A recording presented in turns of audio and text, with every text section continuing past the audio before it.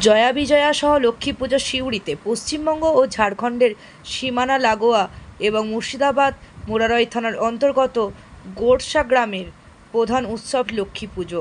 ওই গ্রামের রায় পরিবারের বংশধর নন্দদুলাল রায় ও তার পুত্র চয়ন রায় ওরফে মুন্না সপরিবারে গত 6 বছর ধরে যথাযোগ্য মর্যাদায় লক্ষ্মী পুজো করে আসছেন সিউড়ির অরবিন্দ পল্লী বসত বাড়িতে। দুদিন ধরে চলা এই পুজোয় মা লক্ষ্মীর সাথে আছেন স্বর্গের অপ্সরা জয়া ও বিজয়া।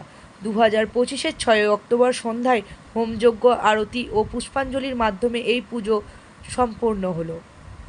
প্রতি বছরের মতো এবারও পুজো শেষে 2 শতাধিক মানুষকে প্রসাদ খাওয়ানো হলো। বিস্তারিত জানালেন তাদের কুলপুরোহিত বালানন্দ কারফর্মা। পতিত পাবন বৈরাগ্যের রিপোর্ট, সিউড়ি টাইমস, সিউড়ি বীরভূম। নিয়ে আমরা সব কাজ করি এই বিশাল